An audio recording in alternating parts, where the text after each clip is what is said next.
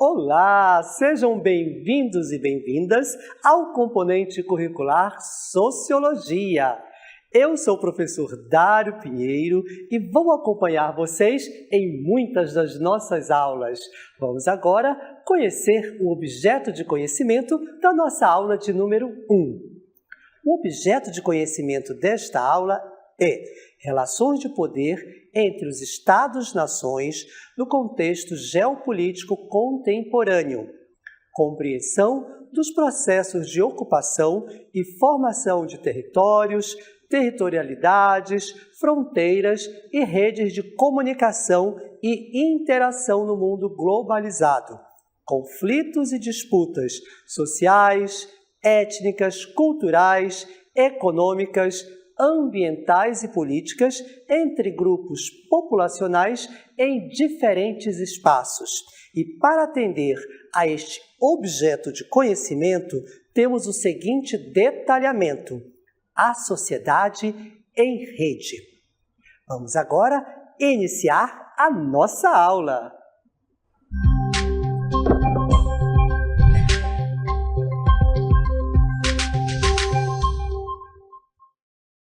A aula que nós temos aqui vai tratar de sociedade em rede. E aí, vocês já podem nos perguntar qual é o significado deste tema da nossa aula. Vamos tratar aqui de autores ou de um autor específico que trabalha com este conceito. Se vocês não têm esse conhecimento ou se não ouviram falar deste conceito sociológico, a sociedade em rede, é importante destacar que a sociologia tem um olhar muito próprio para este fenômeno da sociedade contemporânea.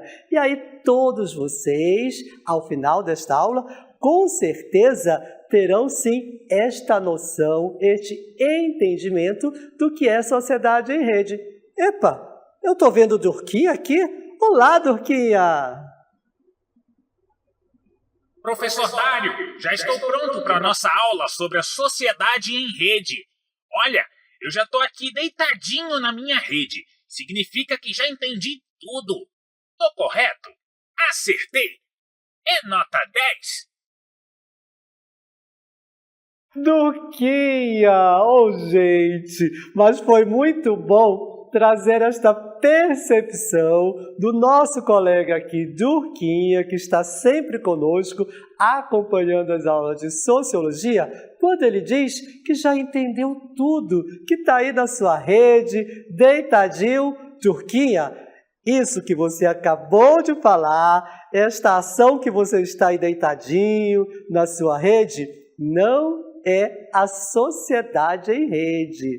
Esse é um conceito sociológico que nós começaremos a conhecer um pouquinho, ter noções iniciais, introdutórias sobre o conceito de sociedade em rede. Mas foi muito bom você ter se colocado, porque esta dúvida pode estar também junto com outros alunos ou alunas, estudantes que de repente podem pensar que sociedade em rede é justamente o que o Durquinha acabou de colocar. Mas eu vou deixar bem claro, desde o início, que não é exatamente isso. Durquinha acompanha nossas aulas sobre sociedade em rede e vocês aí também acompanhem para não ter e não fazer este equívoco sobre a sociedade em rede tratada na sociologia. Ok, pessoal? Ok, Durquinha? Obrigado a si mesmo. Vamos agora dar continuidade à nossa aula para entendermos este conceito diante da visão da sociologia do que é sociedade em rede. Olha aí, sociedade em rede, para a sociologia, é um conceito dentro da sociologia, como acabei de dizer, para designar, olhem bem, anotem este conceito, para designar uma sociedade organizada. Isso em todos os âmbitos, ou seja, toda a sociedade em todo e qualquer lugar, em todas as ações dentro desta sociedade, em todos os âmbitos, ela estará organizada a partir de um sistema comunicacional. Olhem bem, sistema comunicacional, de comunicação, isso mesmo. Só que esse sistema, ele é mediado por quê? Como? Por tecnologias. Este é o ponto principal e fundamental para conceituar uma sociedade em rede. Se aquela sociedade estiver toda organizada em todos os âmbitos, a partir de um sistema comunicacional que vai ser mediado, por quê? Por tecnologias. Exatamente. Então, esta rede que nós falamos é uma rede de comunicação, mas nós estamos aqui nos comunicando, usando o quê? Tecnologias, a mediação para a nossa fala, para a transmissão do nosso conhecimento, neste momento, ela está sendo mediada por quê? Por uma tecnologia. Isso já é um ponto para dizermos que a nossa sociedade pode estar em rede, não é esta rede de Durquinha. E aí a gente vai continuar para entender melhor. Olha só, a sociedade em rede, ela opera, gente, com a lógica das economias e dos fatores de produção interligados em escala mundial, em todo o mundo. Não é só no nosso estado, não é só no nosso país, mas essa sociedade ela está interligada no mundo todo, em escala mundial, possibilitada por inovações tecnológicas, como o microprocessador, a comunicação por satélite, a rede mundial de computadores, que é muito conhecida como internet, a fibra ótica e etc.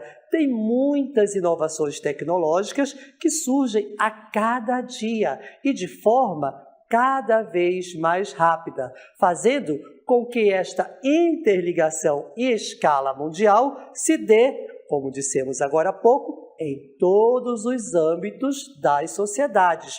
E tem outro detalhe que é muito importante. Essa organização a partir de um sistema comunicacional que caracteriza a sociedade em rede traz aí uma noção relativizada de espaço e tempo. Tudo é muito rápido. O que acontece aqui neste espaço amazônico, por exemplo, é visto imediatamente do outro lado do Oceano Atlântico, lá no continente europeu, no continente asiático, no continente africano, isso no mesmo momento. Então vejam que o tempo e o espaço são relativizados, tudo é no mesmo instante.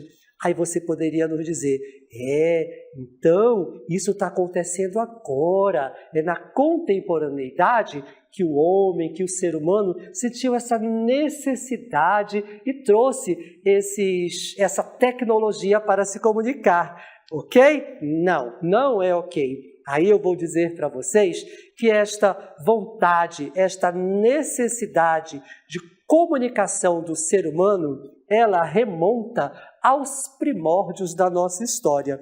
Exatamente. Observem aqui este mural aqui, que nós temos aqui. Nas aulas de artes, vocês com certeza viram essas pinturas. Elas estão assim desenhadas, pintadas. Isso aqui, gente, é na parede de uma caverna. E elas foram feitas, sabe quando? Lá na pré-história, não é isso? Estou certo? Confere aí com a informação do nosso componente curricular arte, porque isso aqui, que nós temos aqui esses desenhos, são artes rupestres.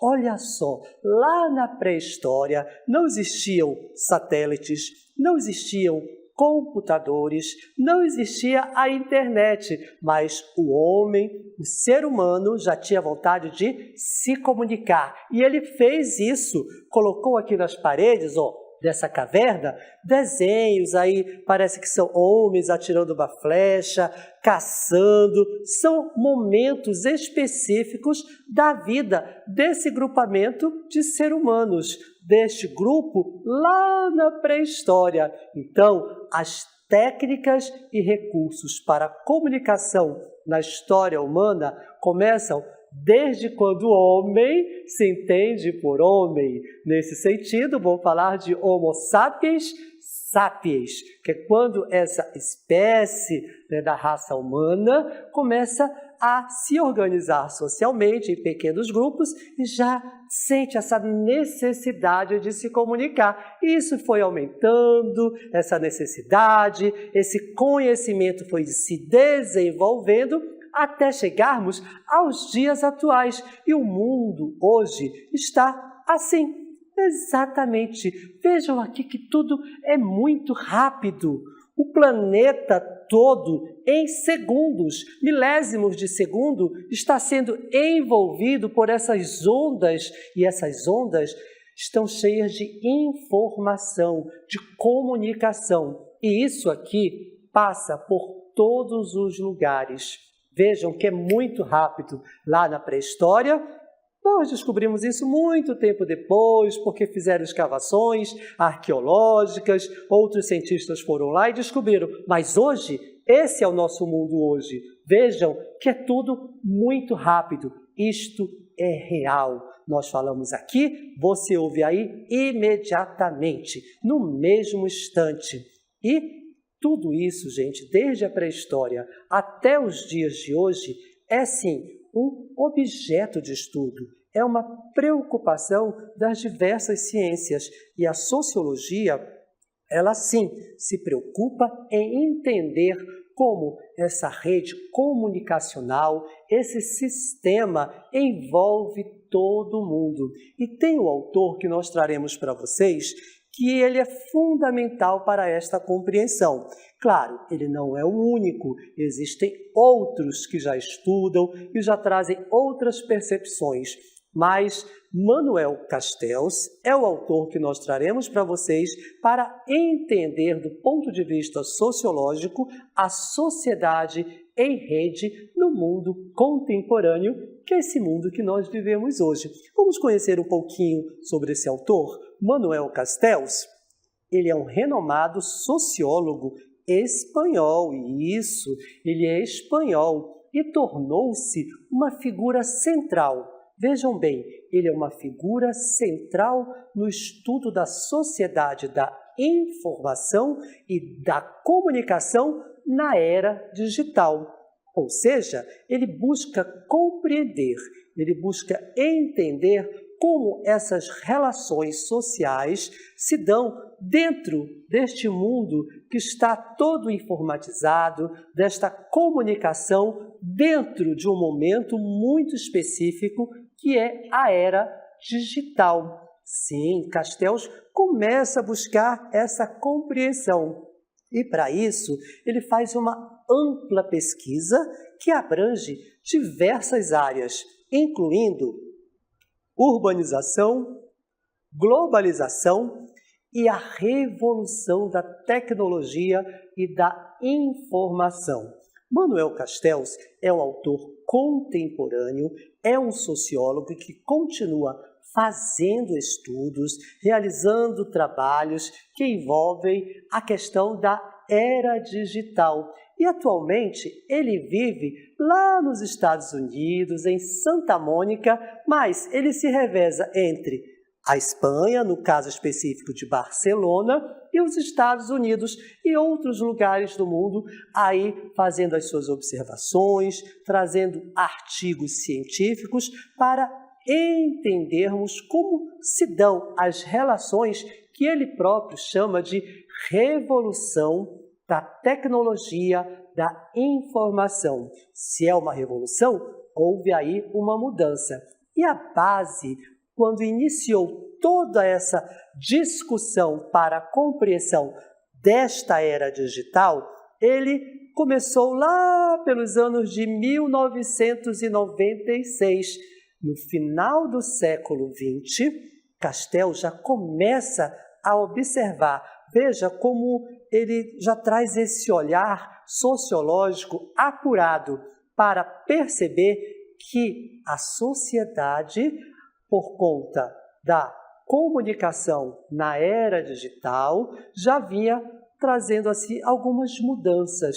Já no final do século XX, mais especificamente em 1996, Castells lança o seu primeiro livro de uma trilogia. Trilogia porque serão 3 volumes, que trata justamente de quê? Da sociedade em rede.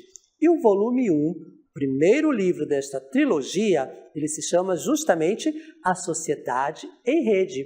E esta obra, ela examina como a revolução da tecnologia da informação afetou todos os espaços da sociedade. Só para relembrar, quando nós iniciamos nossa conceituação da sociedade em rede, nós falamos que isso se dá em escala mundial e em todos os âmbitos da sociedade. Castells, ao final do século XX, já percebia que a digitalização, a informação por meio de tecnologias digitais já estava influenciando e já estava presente em todas as sociedades, em escala mundial e também em todos os âmbitos da sociedade. É por isso que ele vai já iniciar com o seu primeiro livro, que é o volume 1, A Sociedade em Rede. Mas ele continua essa observação e vai perceber que esta revolução informacional vai trazer aí mudanças, vai trazer novos olhares das pessoas. É quando ele lança, no ano seguinte, 1997, o segundo volume da sua trilogia, que se chama O Poder da Identidade. Nesta obra, Castells ele vai explorar a forma como as identidades culturais e sociais são formadas na era digital. Sim, porque no âmbito de formação de identidades, a questão identitária, ela sofre uma mudança, porque as pessoas, os grupamentos sociais, que até então ficavam em determinados lugares, muitas vezes isolados ou que nem sempre se comunicavam com outros grupos de outros lugares do mundo, essas pessoas começaram a falar: eu estou aqui na Amazônia, eu me comunico rapidamente com alguém lá no continente europeu, com alguém lá no continente asiático, e isso vai alterar a minha percepção de mundo e, consequentemente, pode influenciar a minha identidade enquanto a minha cultura. É por isso que Castells vai buscar esta compreensão, o poder da identidade neste volume 2. E, para completar a trilogia, vem o volume 3, que fala do fim do milênio. Calma, isso não é o apocalipse, mas sim uma análise dos principais conflitos e transformações sociais no final do século XX. Ao final do século XX, muitas lutas, não somente sociais, mas também entre nações, começam a se intensificar. E isto, Castells, nessa sua análise do volume 3, que ele vai chamar de O Fim do Milênio, ele vai dizer que esse novo paradigma social e econômico da era da informação altera também as relações entre os Estados-nações. Vejam que interessante, mais uma vez confirmando que a sociedade em rede começa a estar presente em todos os âmbitos da sociedade, provocando mudanças. E existem alguns elementos que Castells vai dizer: isso acontece por conta disso, daquilo. E isso é comum em todos os lugares do mundo. E é justamente isso que nós vamos ver a partir de agora. Castells, quando ele analisa a sociedade em rede, ele diz que alguns elementos vão mudar. Ele percebe que as relações de poder entre os Estados-nações no contexto político geocontemporâneo sofre mudanças e que isso representa um período de transição, de mudança, de um momento, de um comportamento para outro.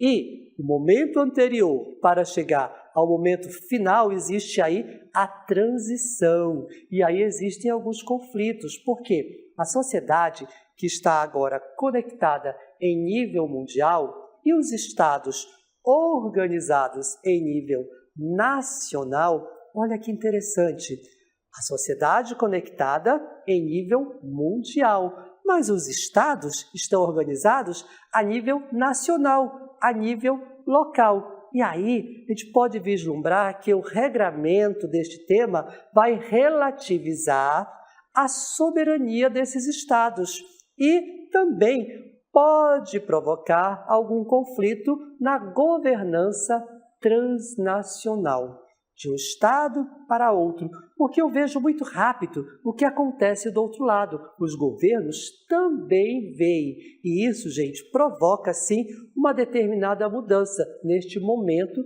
de transição, porque a única forma de tratar conjuntamente os assuntos de interesse global podem ser de forma local ou numa grande Assembleia Mundial.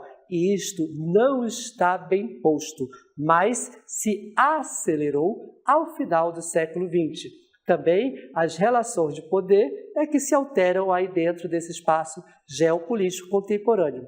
Mas houve também uma mudança na compreensão dos processos de ocupação e formação de territórios, territorialidades, fronteiras e redes de comunicação e interação no mundo globalizado. Isto porque a complexidade de determinados assuntos de interesse mundial transborda os limites físicos e espaciais de determinados Estado-nação e exige aí aquela relativização que nós já havíamos comentado, né? Então, isso aí, gente, realmente vai provocar uma mudança, porque esses assuntos vão ter que ser colocados para todos. E a solução também vai depender se todos sentarem e conversarem. Enquanto isto não acontecer, os conflitos e este período de transição continua. Assim como nós vamos continuar com outro autor que exemplifica, que é Anthony Giddens.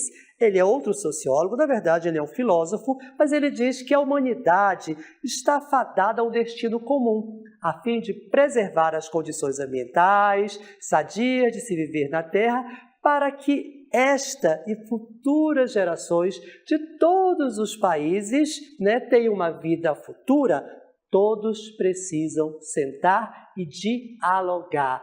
É neste mundo único que estamos, todos ambientalmente vulneráveis e interdependentes. Olha aí Giddens chamando para a necessidade de sentar e conversarmos.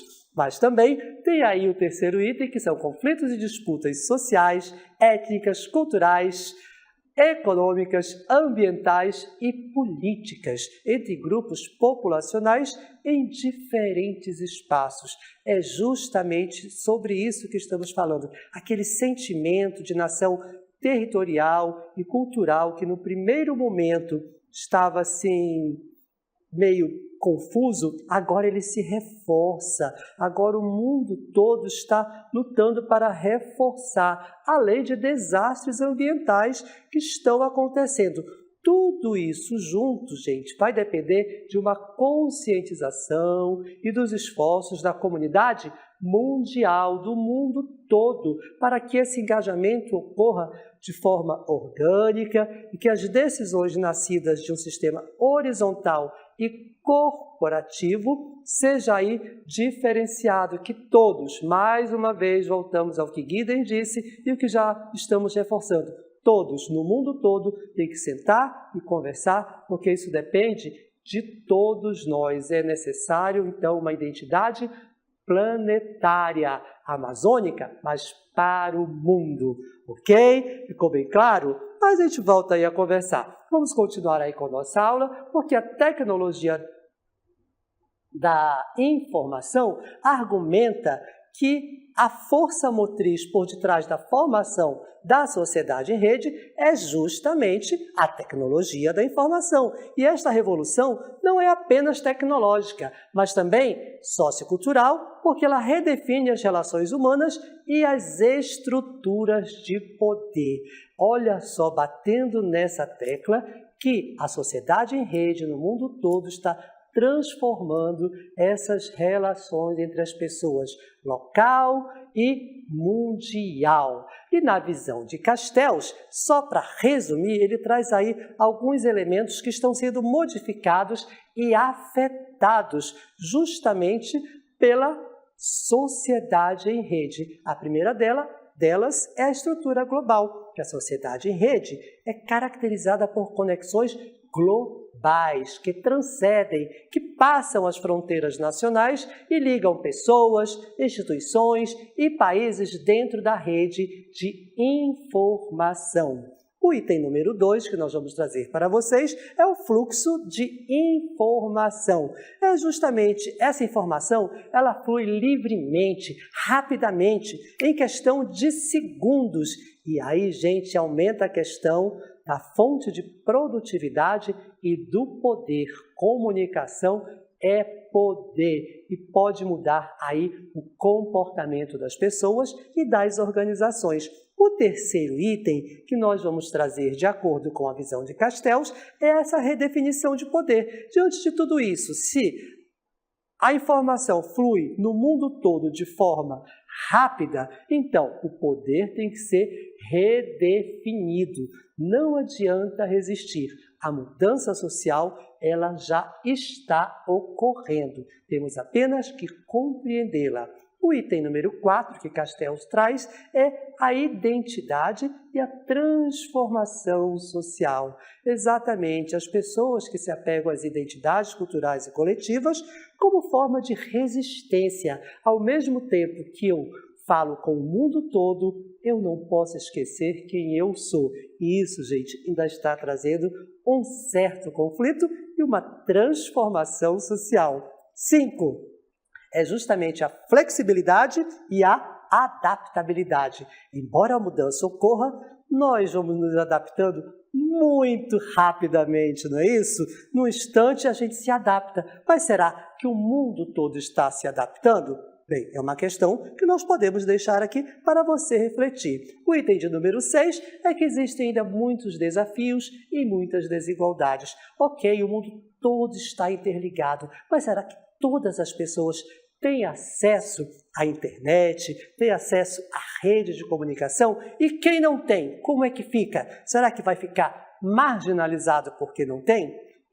É uma situação que existe nos dias atuais, essa questão dos desafios e das desigualdades. Mas quem vai falar melhor com a gente, quem é? O próprio Manuel Castells. Vamos aí a uma entrevista que nós colhemos com ele?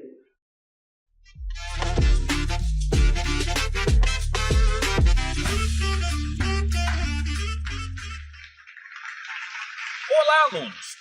Hoje eu recebo o sociólogo Manuel Castells para conversar com a gente. O século XXI configura-se como o século das grandes metrópoles e dos desafios econômicos representados pela complexidade que é garantir a subsistência, a mobilidade, a convivência e a sustentabilidade do meio ambiente de milhões de pessoas habitando os mesmos espaços e com necessidades tão similares. Como o urbanismo contemporâneo pode se beneficiar das novas tecnologias para tornar a vida nas cidades mais humanas, evitando a divisão em castas de classes sociais que não se toleram e são apenas obrigadas a dividir os mesmos espaços, permeados de intolerância, ódio social e racial e preconceitos? Olá a todos. A tecnologia em si pouco pode fazer se a utilizam para acentuar a dominação política e a exploração comercial das pessoas. Os urbanistas sabem utilizar o potencial tecnológico atual para melhorar transporte, qualidade de vida, saúde, educação e meio ambiente. Mas as empresas só se ocupam de suas ganâncias e os políticos se dedicam prioritariamente a manter seu poder. Dessa forma, ainda que estejamos conectados, estamos cada vez mais desconectados do poder que delegamos e da riqueza que produzimos com nosso trabalho. Muito obrigado pela resposta. Esse foi o programa Sociologia no Ar. Até a próxima, alunos!